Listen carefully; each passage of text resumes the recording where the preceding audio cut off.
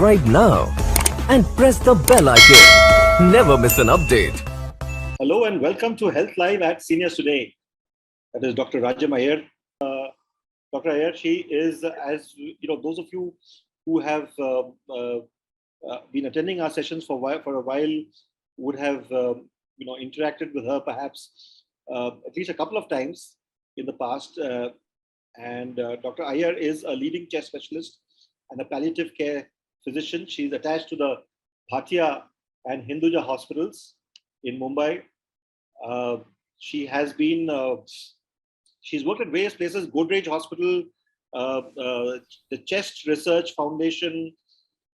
She completed her MRCP in the UK in 2007. She's been a lecturer at the Sion Medical College for many years.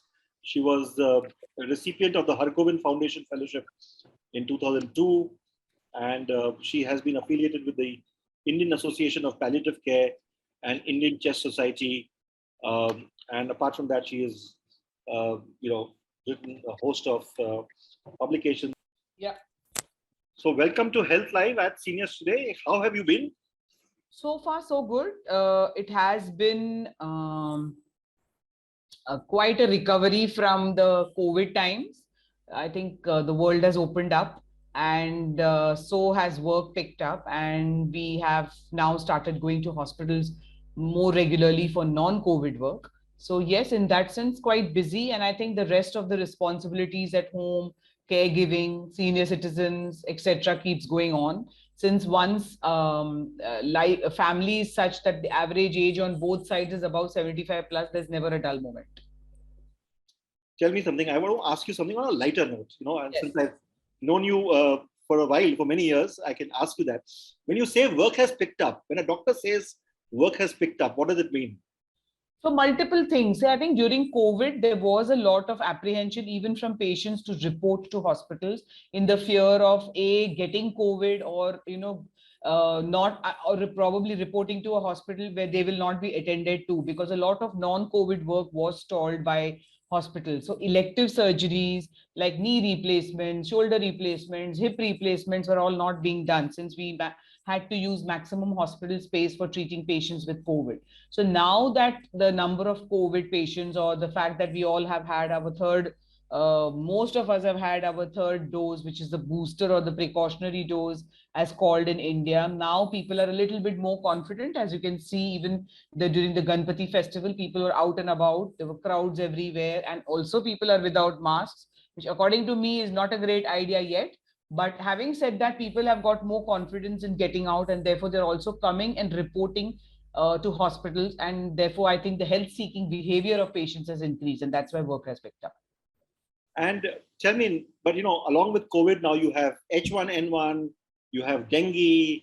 So it's not just one thing, and then in between there was this also the fear of monkeypox, which came in. So it really looks like we've had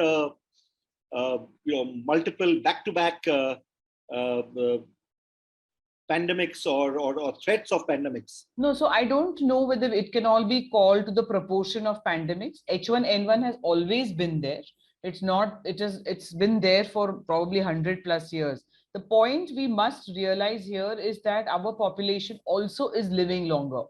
So therefore, I think what happens is, since you have an aging population, their immunity is low, their vulnerability is high. They above the age of 65, they all do suffer from one or more chronic illnesses. And that's why that population, I think, needs to be careful about infections like H1N1. And it's important, therefore, to get the annual flu vaccine every year around the time of August, when the monsoon kind of recedes a bit and the temperature variation is seen between monsoon and hot weather, which is very typical for flu infections to rise.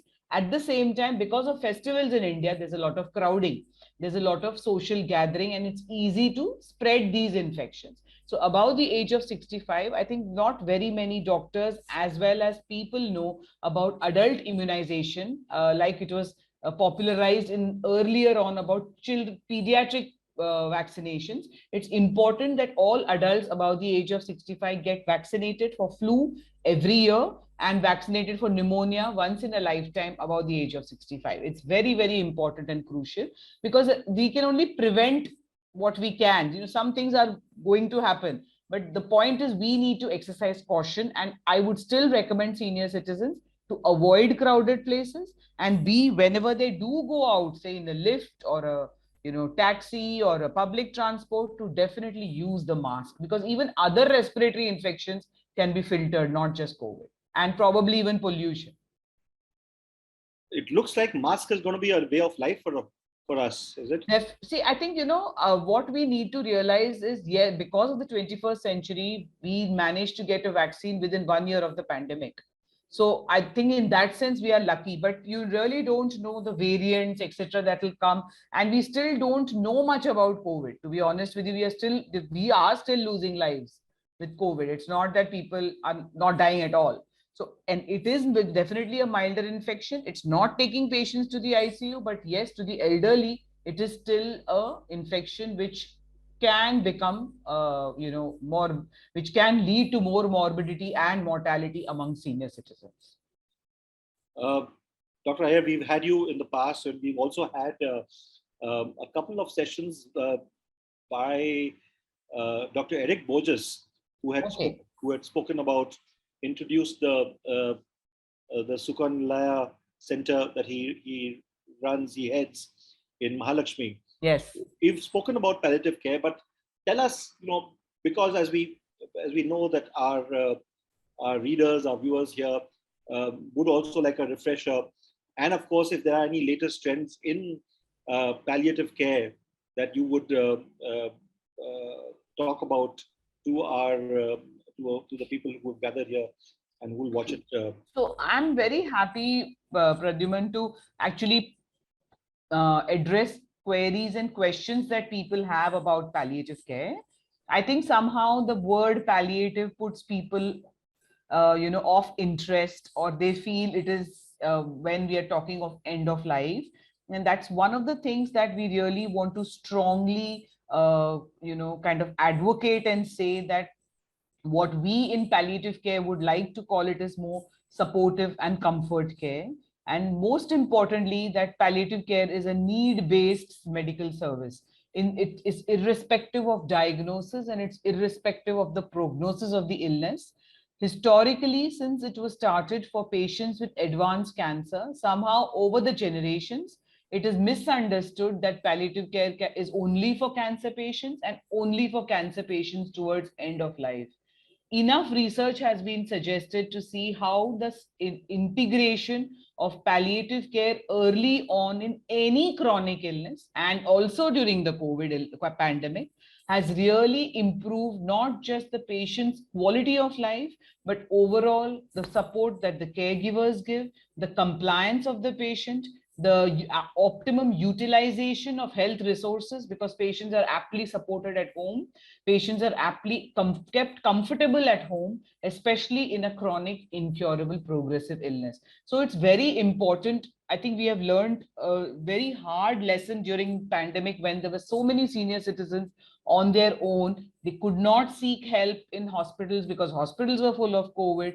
Doctors were scared to visit home. I think it was extremely important there to actually support not just their physical well-being, but also their mental, social, financial well-being. And that's exactly what both the definition of health is not just the mere absence of illness, as well as what palliative care wants to do is look after a person in totality. And that's why it's a multidisciplinary team, which not just not just has doctors, but it also has nurses, physiotherapists, counselors, psychologists, psychiatrists, as well as volunteers, social workers, so that the person is felt supported in a holistic manner, and which is what we want to advocate. And one of the centers that Dr. Eric Borges actually runs is one of the things that all of you must try and go and see. It's a beautiful place which is kept for patients who are not able to be looked after at home, and their focus is also those patients who do not necessarily have cancer, and they can be kept with dignity and respect that I think each and every individual and human being deserves it, and it is their birthright to be treated as per their choices, aligned by their wishes. I would invite people to ask questions, but I have a few questions which have come to me by SMS. Uh, at, okay, the question is, let me rephrase it. At what stage one must look at palliative care? So this is a very interesting question, because I think what happens is, if a doctor talks or starts discussing palliative care early on in the trajectory of the illness, patient loses hope or doctor feels it's like giving up. It also we need to realize that palliative care is like a narrative medicine. It's like the way the communications and the difficult dialogues we have with the patient and the family is like doing a procedure. How we kind of untie and kind of tease out all their apprehensions and queries, that we are not talking of death, we are talking of quality of life till death. What one must remember is that death is inevitable, but a bad death is avoidable. So, for example, suppose you see the way now what is full on TV the past 2 days is the death of the 70-year-old monarch in Great Britain. And if you see the manner in which she died, we need to sit back and think of how are our senior citizens, the grand old citizens in this country, dying. This lady was unwell. You saw how it was. She was in her house. Of course, I know she's the queen, so probably the hospital her room can become a hospital room. But none of that was done. She was not subjected to futile, aggressive medical treatment, which is equal to life prolonging treatments. She was given the dignity and respect that she deserved at 96, because, like most of the interviewers also asked, this was expected at some point. Still, it is, so sad, or people are grieving. So obviously, death of any human being is going to be sad. It is a social loss. It is a personal loss to people who have lost that particular member. Having said that, at 96, you should not, I mean, everybody should not be shocked that a person is unwell or is going to die. The point I'm trying to make is, with all our senior citizens, already it is what I'm saying is, they are thinking about the manner in which they may die, the situation in which they may die. And we need to encourage conversations around death and dying, because that is going to happen. Just like people are comfortable to talk about financial wills, I will leave this much to my daughter, this much to my son, people also need to have the the ability to have conversations of how I would like to be treated when I'm sick or in an emergency. The elderly people need to have that conversation, so that we give them what they want us, and we give them and treat them the way they would like to be treated. So it's very, very important that it is difficult. Culturally, in India, we do not talk about it. Having said that, in most religions, it is accepted part of life, that this is the way life goes on. That's the reason why also the COVID pandemic, which brought death and dying into such sharp focus. We had people walking into hospitals and never going back, or elderly people who are coming and they had no clue what was happening, because they were in a strange place. They were watching patients, doctors in PPE, family was away. It was absolutely heartbreaking to see patients struggling alone in the ward without any loved one around. And hence, it is very important that we should talk about this, chalk it out as to what all needs to be done when that person is in an emergency, so that we do things which is comfortable for that elderly, reasonable for that elderly person, given the chronic illness and obviously the condition of the patient. But it all depends on the needs of a human being. Palliative care is need based. Some people cope with cancer, some people don't cope with cancer.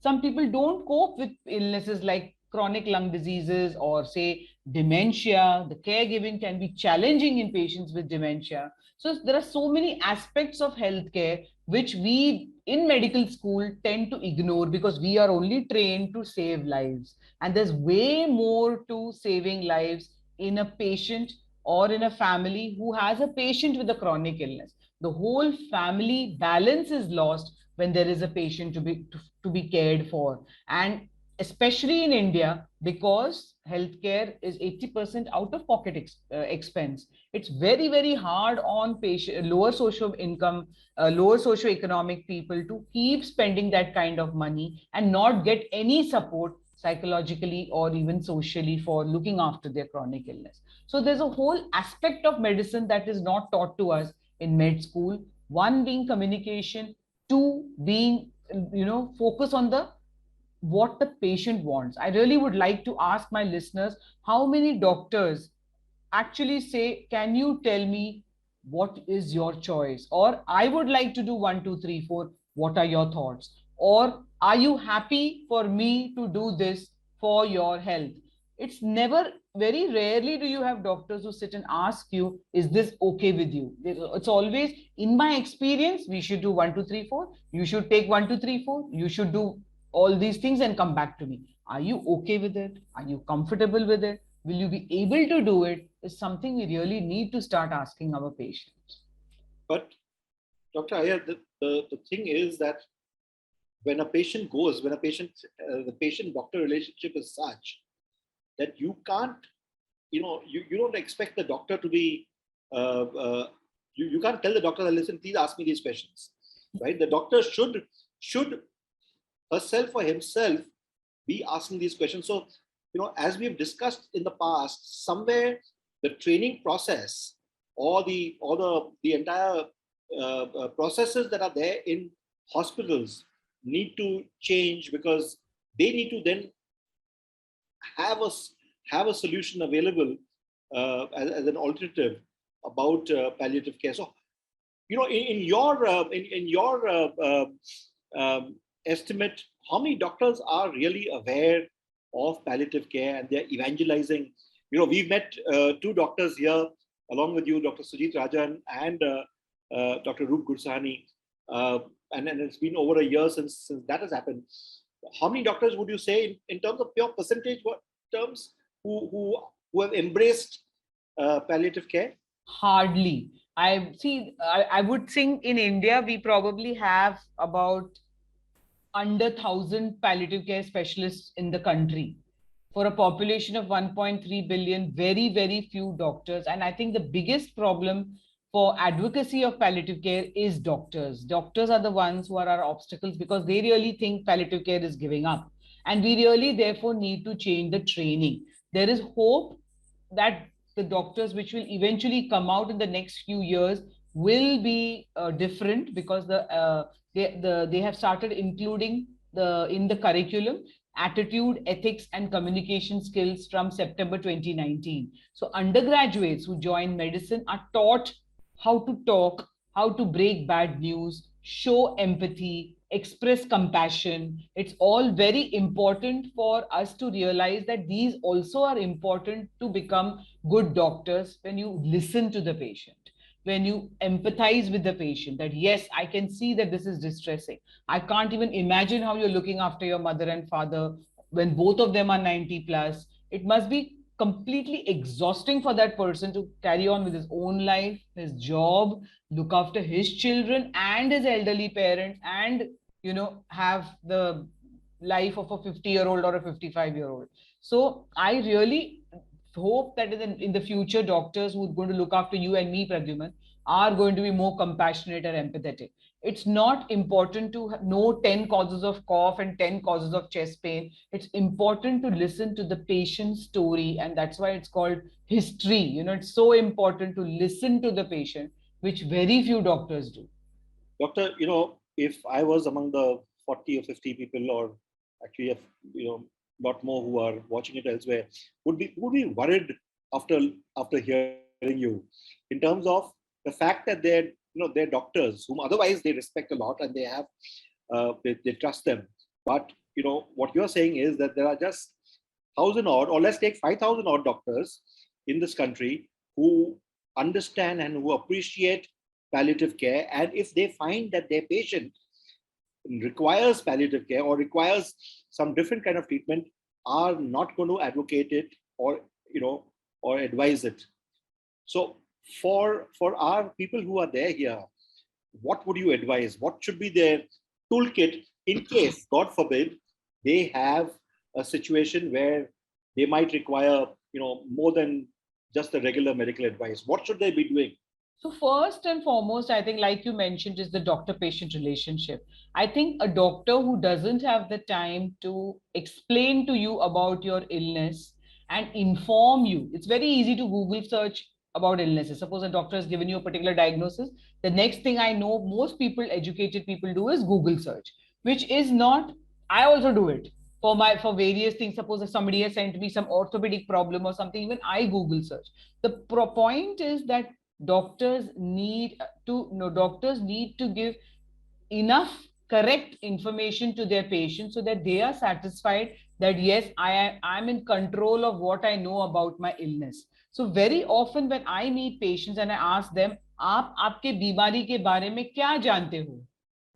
They have no clue, and they've been going to their doctor for 5, 6, 7 years.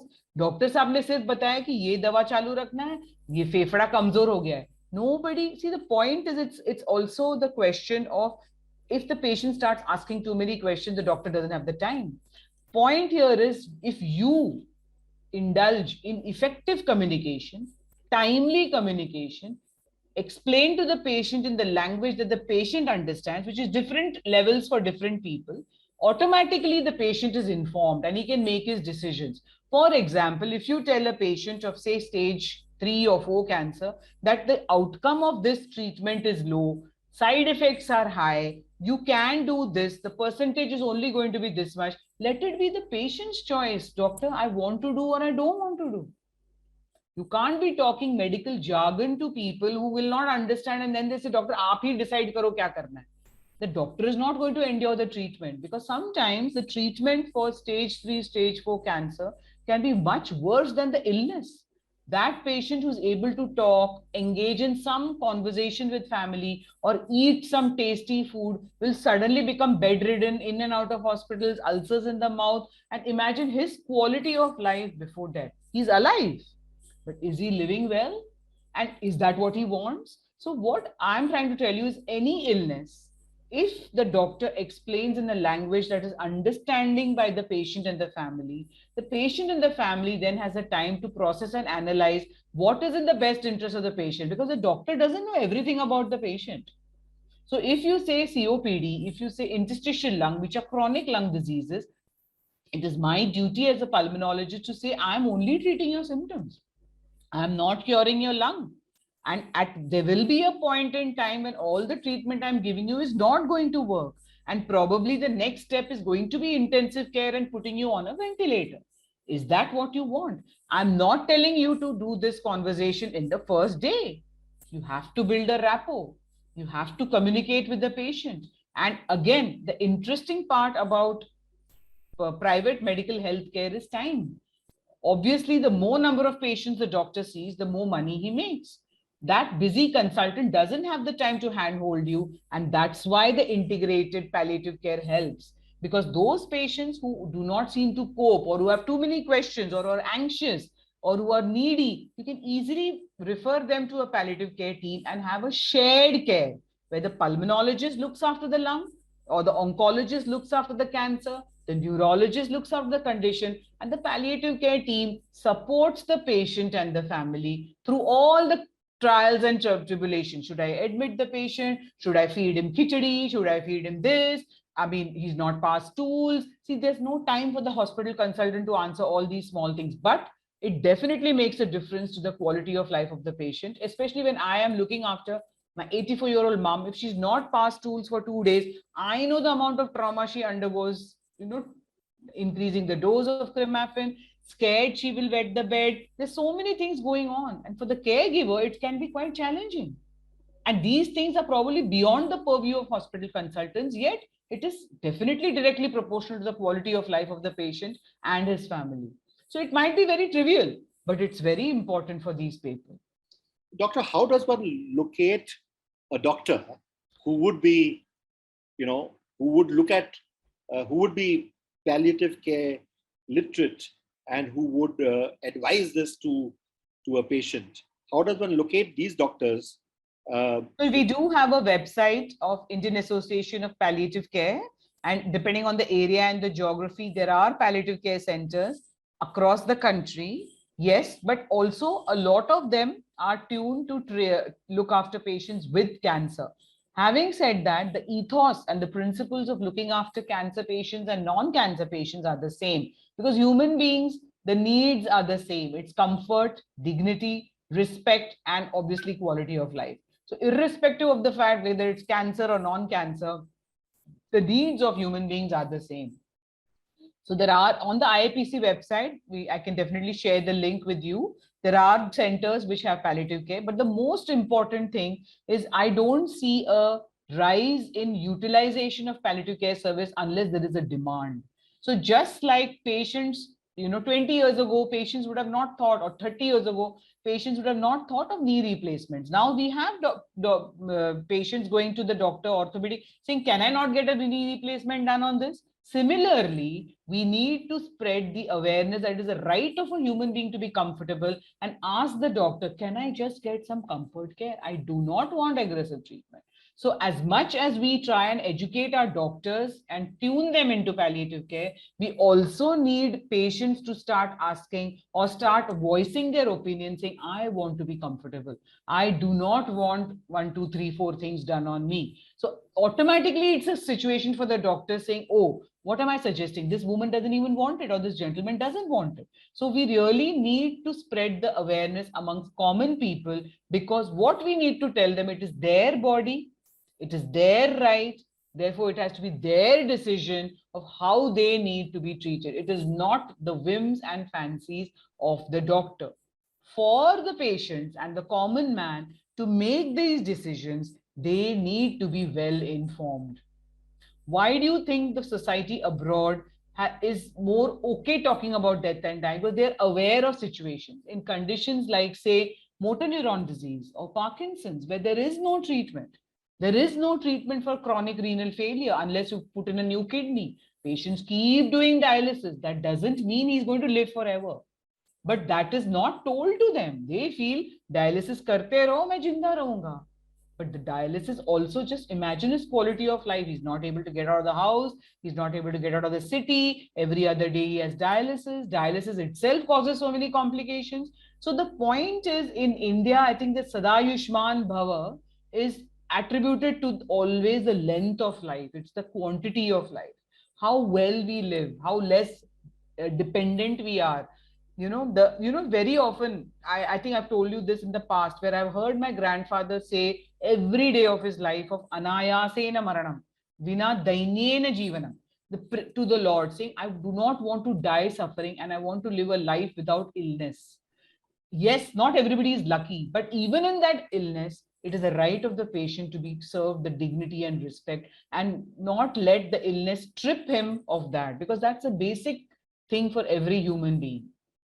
It's very, very important to maintain that till the end. Right. Doctor, we have a question from Mr. Shrikant Kulkarni. Yes. Says, with multiple specialists, nurses, psychiatrists, social service people, etc., involved in palliative care, it must be very expensive. Is that so? So it's a very important question. So coming to, there are a lot of NGOs in the country which actually deliver free service. In the city of Bombay, we have 2 NGOs, Romila Palliative Care as well as Jimmy Bilimoria Foundation, PAL Care. These are NGOs, non-governmental organizations, which deliver free home care to patients, because usually our patients are too sick to be transported anywhere. They come in a team of doctor, nurse, and counselor. And if you're able to afford, you can just give a donation.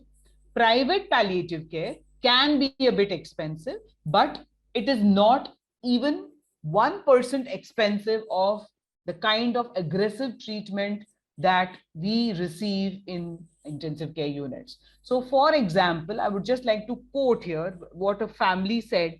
I had a family who had a 92-year-old gentleman from a very well-to-do family, who the gentleman developed COVID and was in the COVID ICU for about 18 days. This was not even 2 months ago.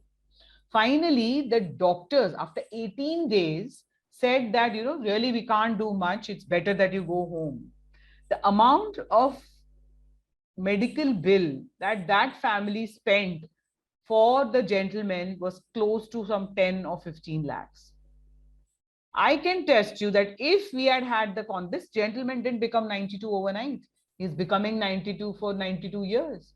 If we had had a family physician who knew the family well, of course, have conversations with the family and the gentleman of any emergency that comes to you, what would you like to do? Would you want us to fight tooth and nail if it was an irreversible condition or keep you comfortable? Now, 2.5 years of COVID has taught us that 90 plus, 80 plus individuals with comorbidities do very poorly with COVID, vaccinated or otherwise. There are very few elderly, especially if they get into complications of COVID, like needing oxygen or lung fibrosis, they really don't do well. There's enough evidence to prove that. And therefore, if the conversations had happened well in advance, this gentleman needn't have gone. So a lot of it is preventing that suffering. We do not budget suffering in this country. Putting in the ICU, we feel is, how can I not do this for my parents? We feel guilty about not doing certain things.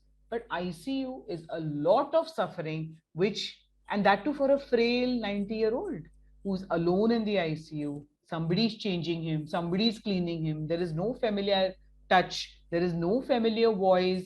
It's not his own family. Imagine being in the ICU alone with strangers around you and not even knowing what they're doing, how they're doing. Because for them, it's a job.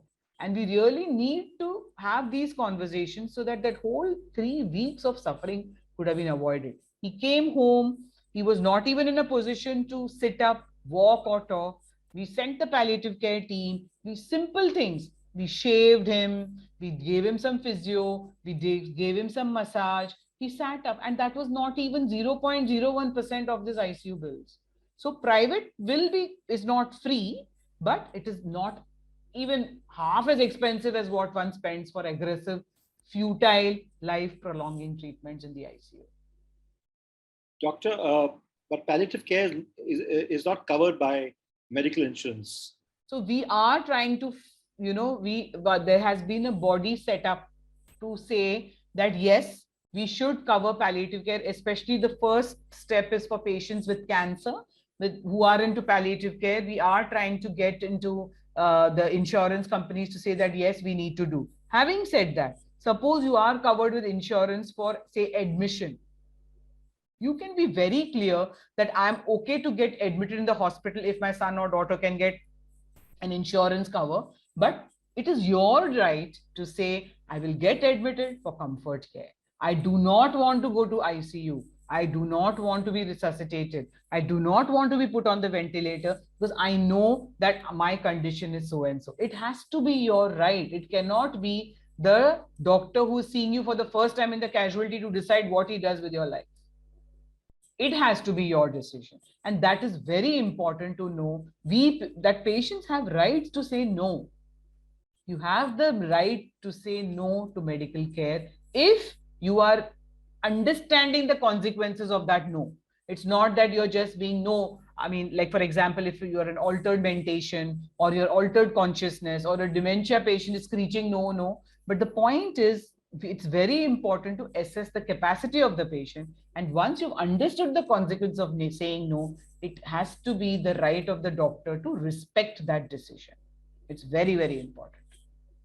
Doctor, we have a comment by Mr. Shyam Mittal who says it's a wonderful session and you are talking like a saint. See, no, I don't want, I think, I should also tell you this. It is also life experiences that has taught me this, because I have been on the other side of the table with my parents, and I know the kind of emotional, psychological issues that come along with it. Just like simple things like taking my mother to the dentist. It is a nightmare in the rains. First to make herself ready, then to see to it that it's timed well with her meals.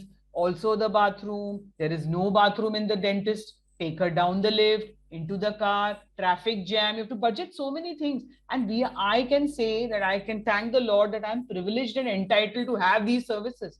But there are so many senior citizens who are left to fend for themselves, who are left to travel in auto rickshaw and buses. It's very hard life. And therefore, we really need to have a society also which is more empathetic. We are living in a highly intolerant society where even if you're trying to get out of the car with a senior citizen, there are 20 people honking away saying, they don't have the time to wait. So the point is, even medical, healthcare has become obviously much more commercial. It has become, everybody wants results like this, and everybody wants to keep their patients alive all the time. That's not going to happen. It is a part of life, and therefore we need to get more realistic, and we need to get to the level of patients and try. I'm not saying live their life, but at least acknowledge their distresses during that period, of the journey of the chronic illness. Doctor, I'm asking you this question, in public here, but do you think it will perhaps help if there is a legal intervention that happens, where a legal intervention that happens where a doctor may not have advised palliative care, where, and actually she or he should have advised.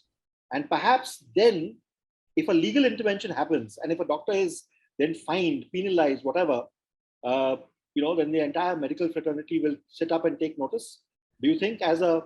So, Pradyuman, you just imagine the situation. If suppose I put you in that situation where you have lost a dear one, do you have the bandwidth to, kind of cope with your grief and do the, the chakkar of our legal courts? Just imagine the bandwidth you need to console yourself, chug along your life, carry your family along with you, to cope with that grief, and then sue this doctor, which is exactly what I'm trying to tell you. We doctors do not realize that inadvertently, unconsciously, we do hurt a lot of people.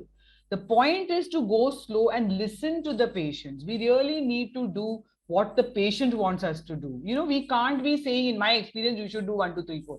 You are not which is exactly what I'm trying to say. And when you talk about legal actions, the majority of the places where there has been legal action, which is probably the US, the 90% of the cases of legal lawsuits against doctors is because of the poor communication or lack of it. And therefore, I think communication is the key, not just in doctor-patient relationship, across the board in human relationships. Because a lot can be served by communication. The fact that you openly discuss what you feel, how you feel, a lot of misunderstanding, a lot of things shoved under the carpet can be solved. The point is, we really need to be able to communicate, and after that, support the patient. You cannot be saying, yes, Mr. So and so, you have this, it is incurable, it is progressive, okay, tata bye bye, see you. That cannot happen. Once the patient has been given the news, obviously the life of that patient is shattered, it's changed forever. And it is still the duty of the doctor to handhold and help him collect those pieces. And that's what palliative care does. So that the focus is that the primary specialist should focus on doing what he does best: treat the cancer, treat the COPD, treat the ILD. Let the palliative care team do the handholding. Then it's a beautiful marriage for not just the medical fraternity, but also the patients, because the patients has a go-to person saying, today I'm taking this, but I'm feeling low, or I'm feeling constipated, or I'm feeling more breathless. At least there's somebody to acknowledge their symptoms and address it. Doctor, is there, and there's a question which has come in, you mentioned about 2 palliative care centers in Mumbai. Are there centers in Delhi, similar centers in Delhi that one can look at? So IAPC has a full details. In Delhi, there is an article that had recently come out, I think both in Indian Express and Times of India, of Can Support. Can Support has been there in Delhi for a very long time, started by a cancer survivor, Miss Harmala Gupta, and they have teams which go across the length and breadth of Delhi, NCR, and they look after patients mainly again with cancer. But during COVID, they did a lot of work of, for example, rescuing people to hospitals, or looking after patients elderly at home the younger people were all admitted in hospitals. So a lot of these things have been done by Can Support. So there are centers across the country. Doctor, we have somebody, we have Manava Nayan Rao, who says a doctor-patient relationship is essential. Me at 82, a COPD, experienced this. During Corona time, my regular pulmonologist could not be contacted, but a qualified doctor contact didn't have time, explained about medicine. He changed between Omnicortel, Deflixicort, Medril. Thank God I had to see Google. Doctor, we have just 5 minutes left. Any tips that you would like to offer to our people who are watching this as to what should they do? Is there a call center they can call at in case they are in distress? What should they be doing apart from getting in touch with you? So, I would definitely, what I would like to tell you is it's very important to meet or have a doctor who communicates well, who looks into the eye, has good eye contact, and describes in detail about your illness. It's okay for you to take a special appointment with the doctor so that he has no excuse saying, I'm running out of time, XYZ. Please understand your illness. Please understand the pros and cons of the treatment, and please understand also the natural course of your illness. What happens in an emergency? What am I supposed to expect? See, patients are also scared to ask because they are not prepared to hear the worst. But it's important for you to realize that if you've taken a treatment, it's not making you better. You must ask the doctor instead of doing a Google search saying, why am I not feeling the way I did? Or what is going to happen in a few years to come? What all can go wrong with me? Please be informed. That is point number one. Get all the information you need about your illness from the right sources. The second and the most important thing I feel is it's best not to shop for doctors, because what happens is when you keep changing your doctors, you keep going back to point zero and they keep investigating you. And sometimes patients do that to go to doctors to hear what they want to hear. But certain diagnosis is not going to change. So please don't shop around doctors. Please have a family physician. Everybody must have a family doctor, because you need a doctor at a 2 a.m. and 6 a.m. time. It cannot be the hospital consultants. Very often senior citizens do not have family physicians, and that is quite scary because suddenly you land up in the casualty and it's like a conveyor belt, and then everything starts, from the ICU, from the casualty to the ICU and the ventilator. Nobody even stops to think, because that's what corporate hospitals are trained. It is 1, 2, 3, 4, and you keep doing without thinking whether it's a 19-year-old or a 90-year-old. Nobody stops and thinks. So you must have a family physician. And the third important thing is, please speak to your children, your family physicians, your extended family, or whoever you live with about how you would like to be treated in an emergency. Start thinking about it. I mean, it's important. It's not easy, but having said that, it's important to talk about it so that we, the next generation, know how to treat the senior citizens in the best way, because you know your body best. It's very important to express what you want to do and how you want to do it. So I think it is important to start having difficult conversations about death and dying. Very, very important. Like probably even Lord Krishna said that during his Gita to Arjun. What is important is the journey, and the journey has to be comfortable. Yes, life and death are parts of the same coin, but we need to improve the quality of life till death. And it should not be even 1 hour of suffering for any human being, because it is very, very distressing for those who live on to think of how they must have suffered towards the end. Doctor, we have one question that has come in. This is from Marjorie Fernandez. I'm supposed to be suffering from ILD, most probably caused by too much of pigeon droppings, but symptoms like wheezing, difficulty in breathing, etc., for which I'm prescribed steroids, sometimes showing up only in the Delhi winter, while I seem to be fine during the rest of the year.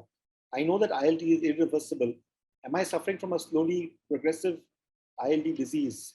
That's the question. So, so the point is, it's very difficult, Ms. Fernandez, to actually tell you without seeing your scans, without seeing your lung function test, etc. But if it is diagnosed to be interstitial lung disease, then there is no cure for it. It is a slowly progressive illness. And what is important is pulmonary rehabilitation, which is physiotherapy, chest physiotherapy. And also, depending on your oxygen saturation, whether you need supplemental oxygen, you should see a proper chest physician.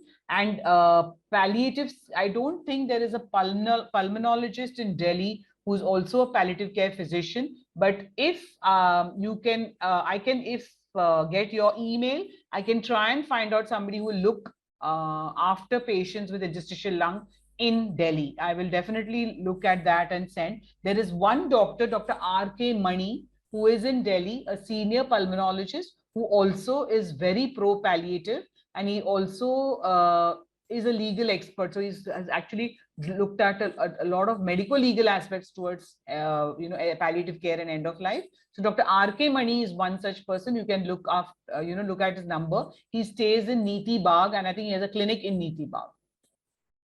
Great.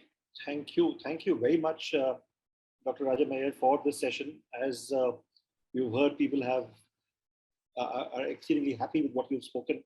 Though, of course, what you have actually spoken is also worrying, because the community whom we all respect and whom we trust would take care of our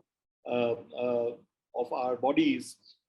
There are some chinks there, and that need to be addressed. But always good to have you here. And once I must inform everybody that we must do a session on caregiving, as we discussed. So soon enough, we will do a session on caregiving where I will request Dr. Rajam Iyer to be there, as well as somebody else who is a specialist in caregiving. So please join us at that time. And thank you once again, Dr. Iyer, for this session. We will be having this session on seniorstoday.in on Monday. And those of you who would like to listen in once again, send it off to somebody who you think will benefit from watching this and hearing this. You could do that. The IAPC website is palliativecare.in, which is PALLIATIVE care.in. You could go to that, and there's a directory of palliative care centers that is available there. Thank you once again, Dr. Iyer, for being here. And we'll be back again next Saturday with our next session of Health Live at Seniors Today. Thank you very much. Thank you so much, and look after yourselves. I think self-care comes first, and please, in whatever way, it's very important to be happy and safe. That's all we pray for, especially for our seniors. Thank you very much. Good evening. Bye. Subscribe now and press the bell icon. Never miss an update.